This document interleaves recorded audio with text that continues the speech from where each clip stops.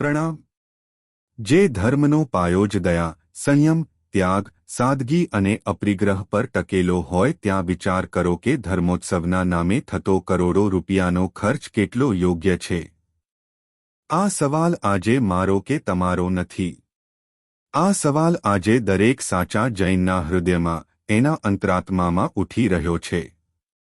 ચાતુર્માસ એટલે જ આત્મસાધના, સંયમ, તપ અને ત્યાગનો એક પવિત્ર કાળ।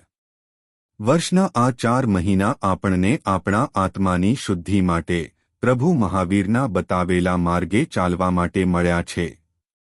લીલોતરીનો ત્યાગ, જીવદયા અને પોતાની અંદર ડોકિયું કરવાનો અવસર છે। પરંતુ જરા થોભો અને આજે આપણી આસપાસ જુઓ। આજકાલ આપણા જૈન સમાજમાં ચાતુર્માસને જે રીતે એક મેગા ઇવેન્ટ કે એક ભવ્ય મનોરંજન મહોત્સવનું સ્વરૂપ આપવામાં આવી રહ્યું છે, તે શું ખરેખર ચિંતાનો વિષય નથી? આપણે ક્યાં જઈ રહ્યા છીએ? આજે ચાતુર્માસ શરૂ થાય એટલે સૌથી પહેલા ચર્ચા શેની થાય છે? કયા સંઘમાં કયા મહારાજ સાહેબ પધાર્યા? કયા સંઘે કેટલા કરોડનો આલિશાન એસી ડોમ મંડપ બનાવ્યો? કેવું લાઇટિંગ છે? કેવું સ્ટેજ ડેકોરેશન છે? સંઘમાં મોટી મોટી તપશ્ચર્યાઓ થાય, માસક્ષમણ થાય, ઉપવાસ થાય। એ ખૂબ જ પ્રશંસનીય છે, કરોડો ગુણા અનુમોદનીય છે। પ્રભુના માર્ગે ચાલનારા એ તપસ્વીઓને શત વંદન છે। પરંતુ એ તપશ્ચર્યાઓના વરઘોડા, એ ભવ્ય મંડપો, એ કરોડોના રોશનીના ઝાકઝમાળ પાછળ જ્યારે પાણીની જેમ પૈસા વહાવવામાં આવે છે ને, ત્યારે શાંતિથી વિચારજો કે પ્રભુ મહાવીરનો અપરિગ્રહનો અને સાદગીનો સિદ્ધાંત ક્યાંક ખૂણામાં બેસીને રડી પડતો હશે। આજે ચાતુર્માસ આધ્યાત્મિક હોવાને બદલે ભૌતિક સ્પર્ધાનું કેન્દ્ર બની ગયા છે।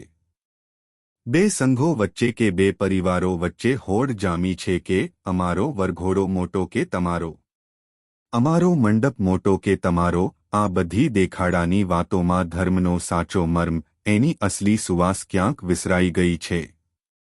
સાધના ગૌણ બની ગઈ છે અને પ્રદર્શન મુખ્ય બની ગયું છે। હવે હું જે વાત કરવા જઈ રહ્યો છું ને, એ કદાચ કડવી લાગશે, પણ એ આપણા સમાજનો સૌથી મોટો અને ડંખે તેવો અરીસો છે। જરા કલ્પના કરો, એક તરફ આપણો જ એક સાધર્મિક ભાઈ કે બહેન, જે આપણી સાથે જ નવકારશીમાં બેસે છે, આપણી સાથે જ પ્રતિક્રમણ કરે છે।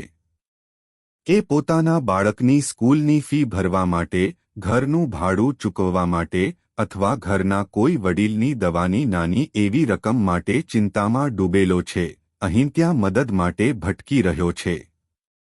અને બીજી તરફ આપણે ધર્મના નામે, વરઘોડાના નામે, સાધર્મિક વાત્સલ્યના મેનુમાં 50થી 50 આઇટમો રાખવાના નામે માત્ર થોડા દિવસના દેખાડામાં કરોડો રૂપિયા ધુમાડો કરી નાખીએ છીએ।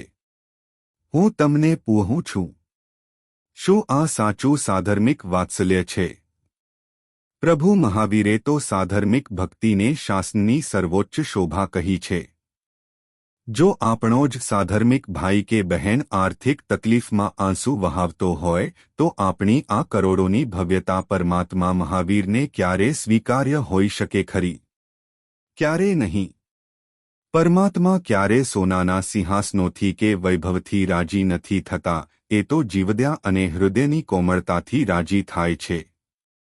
જો એક સાધર્મિક પરિવાર આર્થિક રીતે સદ્ધર બને, આત્મનિર્ભર બને, તો એ જ સૌથી મોટો સાચો ધર્મોત્સવ છે। જૈન શાસનના વીરો, હવે આપણે જાગવું પડશે। સમય પાકી ગયો છે કે આપણે આ ભડકા ભરેલા, અંધાધૂંધ પ્રદર્શનો બંધ કરીએ। જો આપણે ધર્મને બચાવવો હોય, સંસ્કારોને બચાવવા હોય, તો આપણે આ 3 મહત્વના પગલાં ભરવા જ પડશે। 1. બજેટ પર કડક કાપ, ચાતુર્માસના મોટા પંડાલ, અતિભવ્ય સ્વાગત વિધિઓ અને સ્ટેજ પાછળ થતા બિનજરૂરી ભૌતિક ખર્ચાઓ પર સંઘોએ પોતે જ કડક કાપ મૂકવો જોઈએ। ધર્મ સાદગીમાં જ શોભે છે। 2. સાધર્મિક લક્ષી આયોજન, જે કરોડો રૂપિયા માત્ર થોડા કલાકોના ડેકોરેશનમાં કે લાઇટિંગમાં વેડફાઈ જાય છે, તેમાંથી એક મોટું ભંડોળ એટલે કે કોર્પસ ફંડ બનાવવું જોઈએ. આ ફંડમાંથી સમાજના મધ્યમવર્ગીય જૈન પરિવારોના બાળકોના ઉચ્ચ શિક્ષણ માટે, તેમના રોજગાર માટે અને મેડિકલ સહાય માટે કાયમી વ્યવસ્થા ઊભી કરવી જોઈએ. 3. તપની સાદગી, તપના પચ્છખાણ અને પારણા ભવ્ય કે વૈભવી હોવાને બદલે હૃદયથી પવિત્ર, શાંત અને સાદા હોવા જોઈએ. પારણા એ આરાધનાની પૂર્ણાહુતિ છે, કોઈ શક્તિ પ્રદર્શનનું મેદાન નથી. યાદ રાખજો, કોઈ પણ ચાતુર્માસની સફળતા એ વાતથી નથી મપાતી કે ત્યાં કેટલા કરોડ રૂપિયાનો ખર્ચ થયો, કેટલા મોટા મંડપ બંધાયા કે કેટલા હજારો લોકો જમીને ગયા. ચાતુર્માસની સાચી સફળતા તો એ વાતથી મપાય છે કે 4 મહિનાની આરાધના પછી કેટલા લોકોના હૃદય બદલાયા, કેટલા લોકોના વ્યસનો છૂટ્યા, કેટલા લોકોના ઘરમાં ધર્મ દ્રઢ થયો અને કેટલા ગરીબ સાધર્મિકોના આંસુ લુહાયા.